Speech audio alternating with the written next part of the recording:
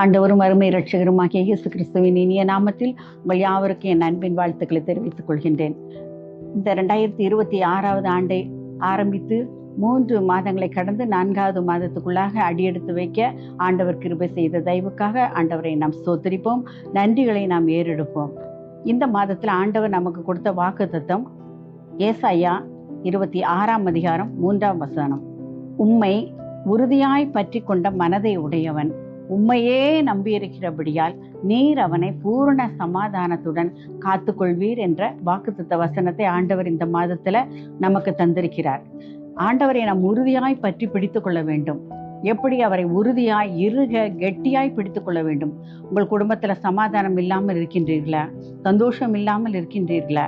ஆண்டவரை நீங்கள் பற்றி பிடித்துக் கொள்ளும் பொழுது ஆண்டவர் நமக்கு பூரண சமாதானத்தையும் சந்தோஷத்தையும் தர வல்லமையுள்ளவராய் இருக்கிறார். ஆண்டவர் எப்படி பற்றி பிடித்துக் கொள்ள வேண்டும்? அவரை கெட்டியாக பிடித்துக் கொள்ள வேண்டுமானால் அவரை நாம் அதிகமாக அவருடைய ஜெபத்துல நாம் தரித்திருக்க வேண்டியவர்களாய் நாம் இருக்க வேண்டும். ஜெபத்துல உறுதியாய் தரித்திருக்க வேண்டும். அவர் மேல் நம்பிக்கை வைக்க வேண்டும். விசுவாசம் என்பது நம்பப்படுகிறவர்களின் உறுதியும் காணப்படாதவைகளின் நிச்சயமாய் இருக்கிறது. அந்த விசுவாசமானது நம்பிக்கை. அந்த நம்பிக்கை ஆண்டவர் மீது நாம் அதிகமாக நம்பிக்கை கொள்ள வேண்டும். அப்படி நம்பிக்கை கொள்ளும் பொழுது ஆண்டவர் நமக்கு சந்தோஷத்தையும் சமாதானத்தையும் தருகின்றார். வேதம் சொல்லுகிறது, ரோமர் 12ஆம் அதிகாரம் 12ஆம் வசனத்திலே, நம்பிக்கையிலே சந்தோஷமாயிருங்கள், உபத்திரவத்திலே பொறுமையாயிருங்கள், ஜெபத்தில உறுதியாய் தரித்திருங்கள் என்று வேதம் சொல்லுகிறது. நாம் ஜெபத்துல உறுதியாய் தரித்திருக்க வேண்டும், நம்பிக்கையில சந்தோஷமாய் இருக்க வேண்டும், உபத்திரவத்துல பொறுமையாய் இருக்க வேண்டும் என்று வேதம் நமக்கு கற்பிக்கிறது. ஆகவே நாம் ஜெபத்துல ஆண்டவருடைய சமூகத்துல அதிகமாய் ஊக்கமாய் ஆண்டவரை பற்றி பிடித்து கொண்டு நாம் ஜெபிக்கக்கூடியவர்களாய் நாம் இருக்க வேண்டும். ஜெபிக்கும் பொழுது ஆண்டவர் பல காரியங்களை நமக்கு விடுதலை கொடுக்கின்றார், சமாதானத்தை கொடுக்கின்றார், சந்தோஷத்தை கொடுக்கின்றார். கணவன் மனைவிக்குள்ளாக நீங்கள் சமாதானம் இல்லாமல் இருக்கின்றீர்களா? மகன் மகளுக்குள்ளாக, மருமகள் மாமியாருக்கு இடையில பிரச்சனைகள் காணப்படுகின்றதா? இவை எல்லாவற்றிற்கும் ஒரே தீர்வு, ஆண்டவரை உறுதியாய் பற்றி பிடித்துக் கொள்ள வேண்டும்.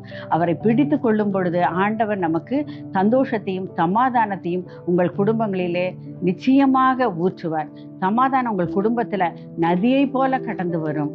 வேதம் சொல்லுகிறது, எரேமியா 17ஆம் அதிகாரம் 7ஆம் வசனம், கர்த்தர் மேல் நம்பிக்கை வைத்து கர்த்தரை தன் நம்பிக்கையாக கொண்டிருக்கிற மனுஷன் பாக்கியவான் என்று சொல்லி. ஆகவே கர்த்தர் மீது, ஆண்டவர் மீது, இயேசுவின் மீது உங்கள் நம்பிக்கையை நீங்கள் முழுவதுமாக நீங்கள் வைக்கும் பொழுது ஆண்டவர் உங்களுக்கு உங்கள் குடும்பத்துல உங்களுடைய மனதுல சந்தோஷத்தையும் சமாதானத்தையும் தருவார். இந்த மாதத்துல நாங்கள் என்ன செய்வோம், எங்களுக்கு குடும்பத்துல சமாதானம் இல்லையே, சந்தோஷம் இல்லாமல் நாங்கள் ஜீவிக்கிறோமே, கடன் பிரச்சனையினால நாங்கள் தவித்து கொண்டிருக்கிறோமோ என்று சொல்லி நீங்கள் கவலைப்பட வேண்டியதே இல்லை. கர்த்தர் மேல் உன் பாரத்தை வைத்து விடு, அவர் உன்னை ஆதரிப்பார். ஆண்டவர் மீது நீங்கள் நம்பிக்கை வைக்கும் பொழுது ஆண்டவர் உங்களுடைய எல்லா குறைவுகளையும் நிறைவாக்கி பூரண சந்தோஷத்தால சமாதானத்தால நிரப்புவார். கடைசியாக பிலிப்பியர் 4ஆம் அதிகாரம் 6ஆம் வசனம் 7ஆம் வசனம் சொல்கின்றது, நீங்கள் ஒன்றுக்கும் கவலைப்படாமல் எல்லாவற்றையும் குறித்து உங்கள் விண்ணப்பங்களை ஸ்தோத்திரத்தோட கூடிய ஜெபத்தினாலும் வேண்டுதலினாலும் தேவனுக்கு தெரியப்படுத்துங்கள். அப்பொழுது எல்லா புத்திக்கும் மேலான தேவ சமாதானம் உங்கள் இருதயங்களையும் உங்கள் சிந்தைகளையும் காத்துக்கொள்ளும் என்று சொல்லி வேதத்துல சொன்ன வண்ணமாக நீங்கள் ஆண்டவர் மீது நம்பிக்கை வைங்கள். எதை குறித்து நீங்கள் கவலைப்படாமல் கர்த்தர் மீது நம்பிக்கை வைக்கும் பொழுது அவர் உங்கள் கவலைகள், துக்கங்கள், கண்ணீர்கள் எல்லாவற்றையும் மாற்றக்கூட வல்லமையுள்ளவராய் இருக்கின்றார். ஆகவே ஆண்டவரை நோக்கி நீங்கள் பாருங்கள். அவர் உங்கள் எல்லா புத்திக்கும் மேலான தேவ சமாதானத்தையும் சந்தோஷத்தையும் உங்கள் குடும்பத்துல உங்கள் உள்ளத்துல ஆண்டவர் தர வல்லமையுள்ளவராய் இருக்கிறார். இந்த மாதம் முழுவதும் ஆண்டவர் உங்களுக்கு நல்ல சுகத்தையும் பலத்தையும் ஆரோக்கியத்தையும் சமாதானத்தையும் சந்தோஷத்தையும் உங்களுக்கு தந்து இந்த மாதத்தை ஆசீர்வதிப்பாராக. நாம் ஜெபிப்போமா? அன்பு தகப்பனே, இந்த புதிய மாதத்துல தகப்பனே, உம்மை நாங்கள் பார்க்கும்படியாக நீர் கொடுத்த கிருபைகளுக்காய் உமக்கு ஸ்தோத்திரம் ஸ்தோத்திரம். கொடுத்த வாக்குத்தத்த வசனத்திற்காய் உமக்கு நன்றி தகப்பனே. ஆண்டவரை, உம்மை உறுதியாய் பற்றி கொண்ட மனதை உடையவன் உம்மையே நம்பியிருக்கிறபடியால் நீர் அவனை பூரண சமாதானத்துடன் காத்துக்கொள்வேன் என்று சொல்லி நீர் வேதத்துல சொல்லியிருக்கிற வண்ணமாக கர்த்தாவே, உம்மை நோக்கி பார்க்கிற ஜனங்கள் ஒருபோதும் வெட்கப்பட்டு போனதில்லை.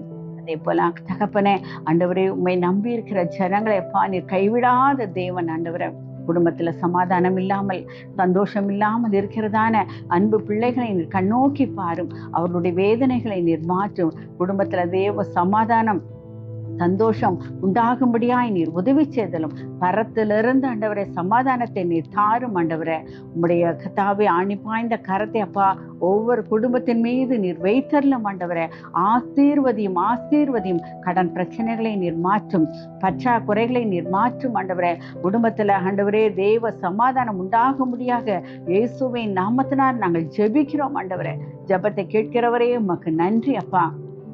ஒவ்வொரு குடும்பங்களிலும் நீர் ஆசீர்வாதத்தையும் சமாதானத்தையும் சந்தோஷத்தையும் நீர் கொடுக்க போகிற தயவுக்காய் உமக்கு கோடா கோடி நன்றி செலுத்துகிறோம். ஒவ்வொருவரையும் நீர் பாதுகாத்துக்கொள்ளும், ஆசீர்வதியும்.